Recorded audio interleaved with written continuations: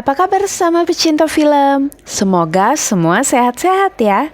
Di kesempatan yang baik ini, Ara akan mereview film berjudul The Wailing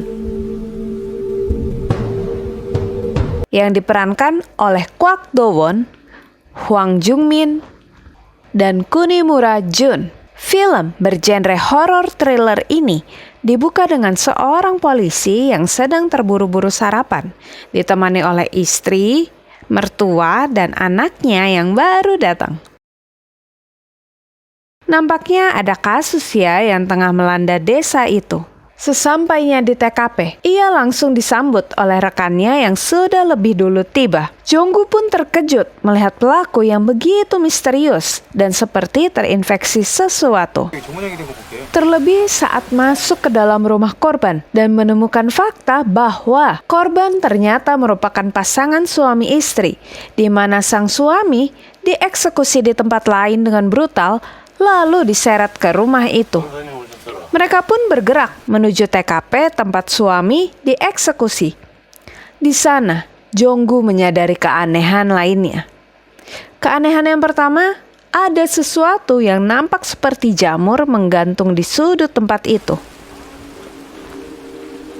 Dan keanehan yang kedua, pada salah satu ruangan terlihat seperti sebuah sarang dan ruang penyembahan. Di sebuah hutan, Byung-jae yang merupakan pemburu mendapatkan hasil buruan. Sayang, di saat ia hendak membawanya, Byung-jae malah kehilangan keseimbangan. Ia pun jatuh dan akhirnya pingsan.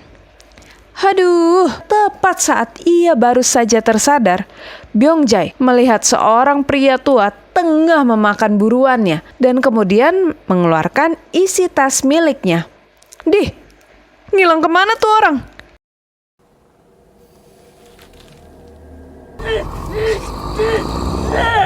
Oh alah, ternyata kejadian tadi merupakan cerita yang didapat oleh si polisi junior, Oh Seong, yang diceritakan kembali kepada Jonggu yang sama-sama sedang dinas malam. Oh Seong juga menambahkan, katanya ada rumor yang menyatakan bahwa semua misteri di desa itu bermula saat seorang pria Jepang datang ke situ. Sementara laporan hasil otopsi dari kasus pembunuhan yang mereka tangani sebelumnya menyatakan bahwa penyebab si pelaku melakukan tindakan keji itu karena salah makan jamur, di mana zat tersebut juga ditemukan di sampel darah korban. Cerita horor, malam-malam, hujan deras, dan seolah mendukung suasana makin mencekam, listrik tiba-tiba padam bertepatan dengan petir yang menggelegar.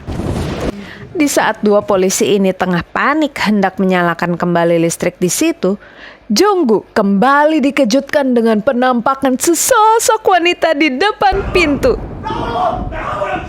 Jonggu yang terkenal sebagai seorang penakut langsung menyuruh Oh Seong mengecek keluar. Namun wanita itu sudah pergi entah kemana. Keesokan paginya, Jonggu terbangun akibat mimpi buruk yang ia alami. Di sini kita pun menyaksikan kedekatan ayah anak ini yang terasa begitu erat ketika Jonggu menemani Hyojin membeli jepit rambut dan saat mereka menghabiskan waktu bersama di tepi sungai. 좀 말하고 처음 본 것도 아니야.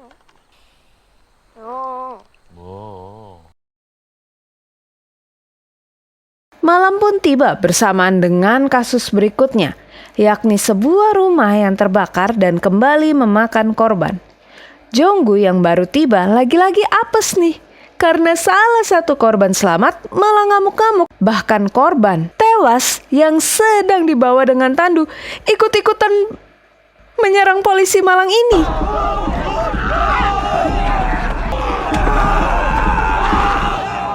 Saat kembali ke kantor polisi, Hyojin datang membawa baju ganti untuk ayahnya.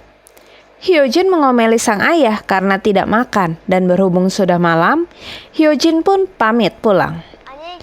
Namun sepeninggal Hyojin, Jonggu melihat jepit rambut anaknya yang terjatuh di dekat pintu masuk. Dan di saat ia berniat mengambilnya, ia pun menyadari bahwa korban selamat yang mengamuk tadi merupakan wanita yang sama yang mendatangi mereka 2 hari yang lalu. Keesokan paginya, wanita itu ditemukan tergantung di pohon, tepat di depan rumah yang terbakar itu. Namun, hasil otopsi mengungkapkan fakta mengejutkan, karena ternyata ia meninggoy karena ditikam pisau. Jonggu pun semakin dibuat bingung karena ternyata wanita itu merupakan tersangka utama dari kasus kebakaran malam sebelumnya. Meski begitu, para polisi ini berhasil menemukan senjata pembunuhan. Saat Jonggu makan di kedai temannya bercerita soal si pendatang Jepang yang menganiaya seorang wanita yang merupakan wanita yang sama dengan nyonya rumah yang rumahnya terbakar, serta yang tadi ditemukan tergantung. Ia juga menambahkan sejak kejadian penganiayaan itu, wanita ini menjadi gila dan suka berkeliling kampung malam-malam. Bahkan menyerang siapapun yang dilihatnya. Di TKP, Jonggu meminta Oseong ke dermatologi di desa itu untuk mencari rekam medis atas nama nyonya itu dan juga Park Byung. Dan seorang wanita misterius yang dijuluki Mo Myung tiba-tiba memberi info bahwa pelakunya adalah orang asing Jepang dan dia bukan manusia. Waduh, makin horor nggak tuh? Jonggu yang keluar dari tempat itu segera menghubungi Oseong dan mengatakan bahwa ia mendapatkan saksi mata. Tapi begitu kembali ke dalam rumah, wanita itu sudah hilang entah kemana. Jonggu pun malah bertemu dengan sosok yang mengerikan tengah memakan hewan. Jonggu yang ketakutan langsung kabur, tapi ia terjatuh dan dengan mudah terkejar oleh pria itu. Tiba-tiba saja Jonggu terbangun di rumahnya. Dia bingung kenapa belakangan ini ia kerap bermimpi buruk. Melihat istrinya membeli obat, Jonggu pun langsung bertanya memang siapa yang sakit.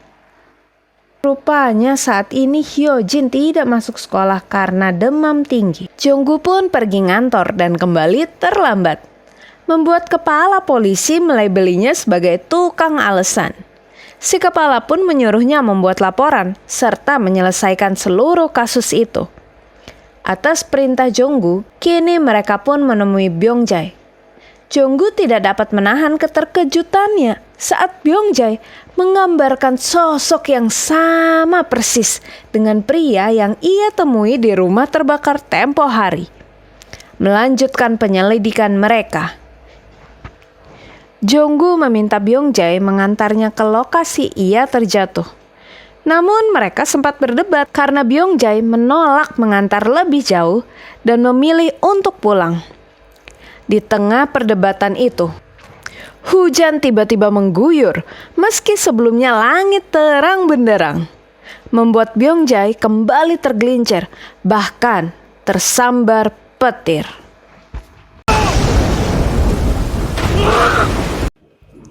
Byongjae yang malang itu pun segera dibawa ke rumah sakit dan menderita luka bakar di sekujur tubuhnya. Dua polisi ini pun kemudian mengecek kehebohan yang terjadi akibat Byongyo, tersangka dari kasus pertama tadi. Dan kita pun kini menyaksikan kejanggalan di saat terakhir hidup Byongyo, membuat Jonggu semakin syok dan kehilangan kata-kata.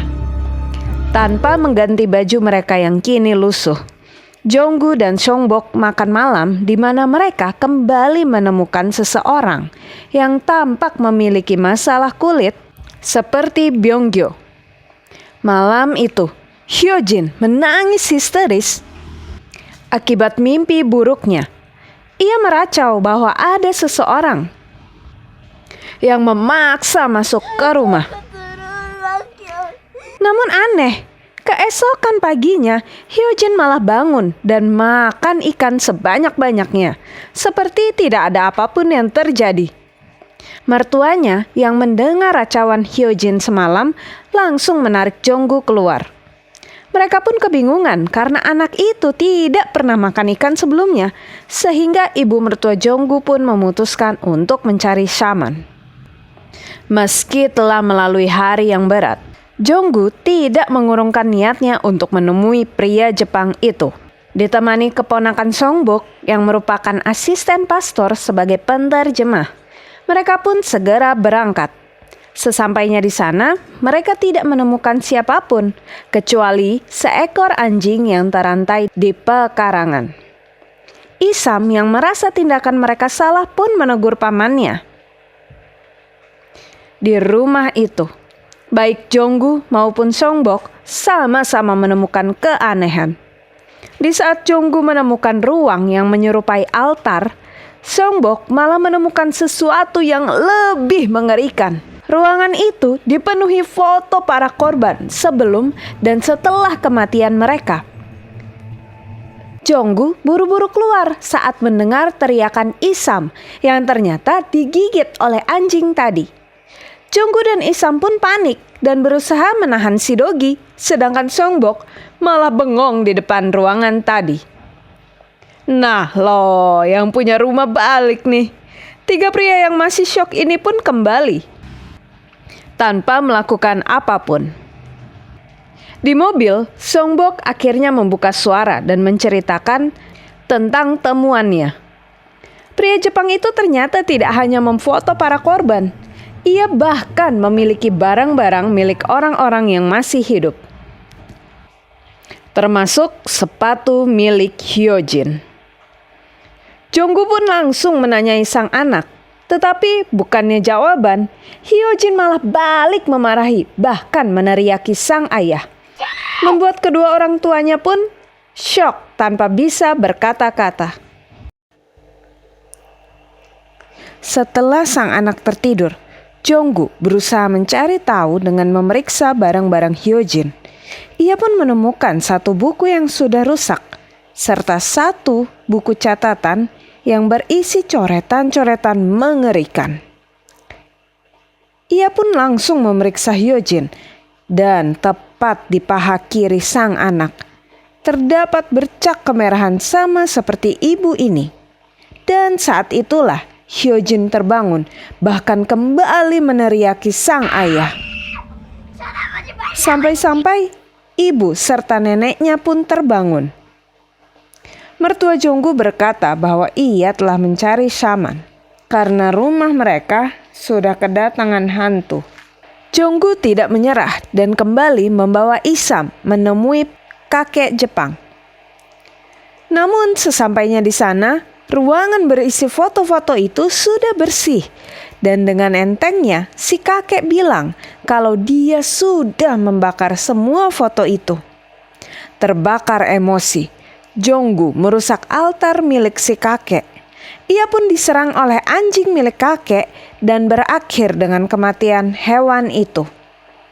Setelah itu, Jonggu kembali memberi ultimatum agar kakek ini meninggalkan desa dalam waktu 3 hari. Sepeninggal Jonggu, pria tua ini hanya duduk dan membiarkan Gagak mengerubungi hewan peliharaannya yang sudah tidak bernyawa. Hyojin yang dibawa berobat nampak semakin mengerikan. Bahkan dokter pun tidak dapat menjelaskan apa yang dialami oleh Hyojin serta penduduk lain yang memiliki gejala serupa.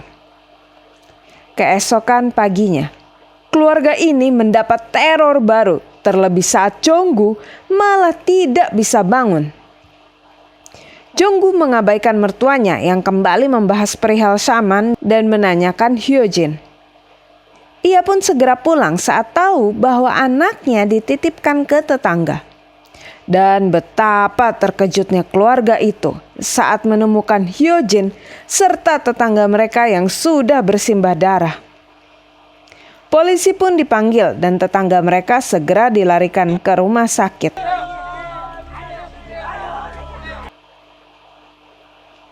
Songbok berkata sejak ia kembali dari rumah si kakek, ia juga demam dan kerap berhalusinasi, sehingga ia yakin bahwa si kakek bukanlah manusia.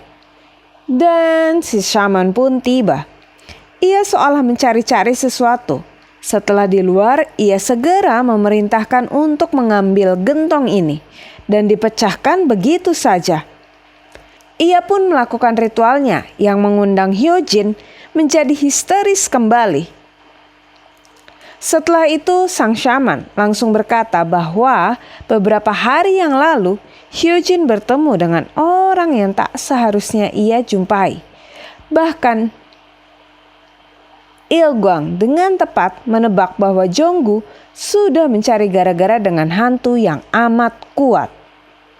Kita pun kembali mendapatkan kasus pembunuhan di mana tersangkanya Park Chon-bae merupakan seorang petani yang tidak lain juga merupakan kepala keluarga itu sendiri. Il-gwang kini memutuskan untuk memusnahkan hantu itu besok malam dan berulang kali menegaskan kepada Jonggu untuk tidak mengganggu ritual itu apapun yang terjadi. Dan setelah meminta bayaran sebesar 10 juta won, ia menyuruh Jonggu pulang dan tetap berhati-hati. Si kakek itu sendiri lagi keluyuran dan menghampiri sebuah mobil yang ternyata berisi jasad Park Chon-bae. Ia bahkan pergi ke pasar dan membeli berekor-ekor ayam hitam. Kediaman Jonggu pun sibuk mempersiapkan upacara ritual itu. Waduh, si kakek juga kayaknya mau memulai ritual nih. Kan, bener kan? Bersamaan dengan Il-gwang yang memulai ritualnya, si kakek juga makin heboh nih. Sementara Hyojin semakin gelisah. Puncaknya adalah ketika Hyojin memohon dengan sangat kepada sang ayah untuk menghentikan ritual yang semakin menyiksanya. Tak tahan lagi menyaksikan penderitaan anaknya, Jonggu mengacaukan upacara itu dan segera membawa Hyojin ke rumah sakit. Yang tidak diketahuinya adalah ia bukanlah menyelamatkan anaknya, melainkan si kakek Jepang yang ternyata melakukan ritual untuk Park Chon-bae. Tuh kan, gerak-gerak dong si mayitnya. Sedangkan si kakek yang sudah lemas malah mendapat kunjungan dari Mo Myung. Komen dong guys pendapat kalian, kira-kira ngapain sih nih cewek? Jangan lupa juga dicolek ya guys tombol subscribe, like, dan share-nya. Psst, subscribe tuh gratis loh. Hyojin yang dibawa ke rumah sakit tidak menunjukkan perkembangan, sehingga Jonggu yang sudah tidak tahu mau kemana, akhirnya memanggil Isam. Tapi sayang, setelah berkonsultasi dengan sang pastor, Jonggu tidak kunjung mendapat solusi, sehingga ia nekat mengajak Isam untuk membuktikan sendiri sesungguhnya pria itu manusia atau hantu. Kali ini ia tidak datang berdua, tapi Jonggu juga mengajak teman-temannya untuk menyerang si pria Jepang. Ya, jelas nggak ada di rumah lah. Orang si kakek ternyata udah kembali ke mobil Chon-bae. Lah, hilang kemana deh jasadnya Chon-bae? Ih, Chon-bae tampak tidak manusiawi sekali ya. Terlebih saat ia malah menyerang teman-teman Jonggu. Bahkan Isam terluka parah di sini. Wah, kurang ajar dong si kakek, malah ngumpet dan malah jadi penonton. Chon-bae tiba-tiba kejang dan menemui akhir yang sama dengan Byung-gyu. Melihat si kakek yang ngumpet, mereka pun segera mengejarnya.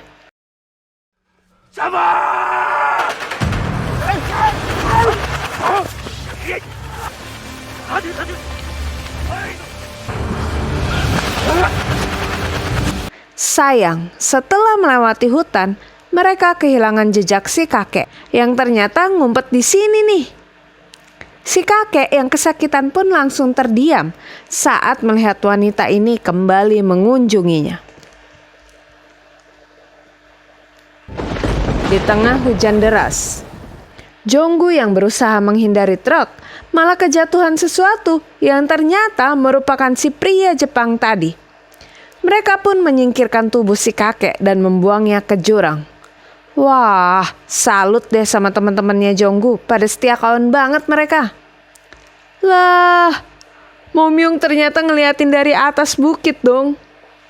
Dan masih dalam kondisi yang berantakan, Jonggu tiba di rumah sakit dan disambut oleh putrinya yang sudah bangun. Saat sudah di rumah, Jonggu mendapat panggilan dari Il-gwang yang malah langsung ditolaknya. Padahal dari tadi Il-gwang terus berkata bahwa Jonggu dengan bodohnya telah memakan umpan. Sedangkan Il-sam yang masih dirawat di rumah sakit, yang tengah terbayang-bayang si kakek, malah dijemput polisi. Duh, ada apaan lagi ya ini? Astaga, Isam kini dihadapkan pada kenyataan pahit di mana sang paman juga mulai berubah. Il-gwang yang ternyata kembali mendatangi rumah Jonggu terganggu karena mimisan. Wah, ngeri sih ini. Ternyata pendarahan yang ia alami karena ia dicegat sama Momyung. Bahkan dengan jelas Momyung menyuruhnya pergi. Tanpa basa-basi lagi, Il-gwang langsung meninggalkan desa itu, bahkan membawa seluruh barang-barangnya. Namun, lagi-lagi ia mengalami pertanda buruk yang mencegahnya melanjutkan perjalanan. Ngapain coba Jonggu pakai ngedatengin rumah Il-gwang? Tadi ditelepon di reject, sekarang malah nongol di rumah orang. Il-gwang akhirnya berhasil menghubungi Jonggu dan ia segera menyuruh pria itu kembali ke rumahnya. Ia juga menjelaskan bahwa selama ini ia salah membaca pertanda. Hantunya bukanlah si kakek Jepang, melainkan sesosok wanita muda. Sontak Jonggu terkejut karena tepat sebelum ia pergi, sekilas ia melihat wanita itu berada di dekat rumahnya. Sedangkan di tempat lain, Isam yang sudah membekali diri bertekad untuk menemui si kakek. Dan ketika ia bertemu dengan si kakek, ia berkata kalau memang kakek hanyalah seorang manusia, ia akan pergi tanpa melakukan apapun pada kakek yang kondisinya kini tampak memprihatinkan. Momyung kini menahan Jonggu yang sudah kembali ke rumah dengan berkata bahwa jika Jonggu masuk ke rumahnya sekarang, maka seluruh keluarganya akan mati. Dan di saat yang bersamaan, Il-gwang kembali meneleponnya dan mengingatkan agar Jonggu segera masuk ke rumah agar dapat melindungi keluarganya. Terombang-ambing oleh dua pilihan, Jonggu akhirnya malah ngobrol santuy sama Momyung yang mengatakan bahwa dirinya hanya perlu menunggu sampai ayam berkokok 3 kali karena ia sedang memasang jebakan bagi hantu jahat di rumah Jonggu. Namun ketika mendengar bahwa hantu itu sudah ada di dalam rumahnya, Jonggu yang semakin tidak tenang malah ditahan oleh Momyung. Dan di saat itulah ia menyadari bahwa jaket yang selama ini dipakai Momyung adalah jaket yang sama persis dengan wanita ini, bahkan Park Chon-bae yang sudah mati. Di saat itulah ia segera berlari ke rumahnya. Sementara Isam yang masih setia dengerin celotehan si kakek, imannya kini terguncang akibat si kakek terus-menerus mengambil kutipan ayat Alkitab. Dan tepat ketika si kakek menunjukkan wujud aslinya kepada pemuda malang ini, Jonggu juga menghadapi kenyataan tragis bagi keluarganya. Il-gwang yang akhirnya tiba di tempat itu pun melihat akhir keluarga itu. Namun ia kembali ke mobilnya dan saat mencari sesuatu, tanpa sengaja ia menjatuhkan sebuah kotak. Kotak yang ternyata berisi foto-foto serupa dengan ruangan si kakek. Wah, gila sih ini plot twistnya. Parahnya lagi, Il-gwang kembali ke rumah itu dan malah foto-foto Jonggu. Duh, mess up abis nih keluarganya Jonggu. Film pun ditutup dengan Momyung yang terduduk lemas di tempatnya tadi. Begitu juga Hyojin yang tampak tak berdaya. Lumayan nguras emosi ya film horor yang satu ini. Terlebih ketika kita ditinggalkan untuk berspekulasi sendiri tentang bagaimana nasib para tokoh di dalamnya. Satu hal yang dapat Ara petik dari kisah tragis Jonggu. Pilihlah kepada siapa kamu akan menaruh imanmu. Karena jika kita tidak memiliki dasar yang kuat, maka kita akan terombang-ambing bak Jonggu yang tidak tahu kepada siapa ia harus percaya. Dan akhirnya ia malah menemui akhir yang tragis, di mana ia harus kehilangan seluruh keluarganya akibat kebimbangan serta keraguan-raguannya. Jadi daripada pusing-pusing mikirin gimana nasib mereka, mending pantengin terus ya channel Ara yang sudah pasti akan selalu memberikan review film hanya untukmu. Jangan lupa juga ya mendukung para artis dan pekerja seni dengan menonton full movie-nya di platform resmi kesayangan kalian. Dan terakhir, salam pecinta film.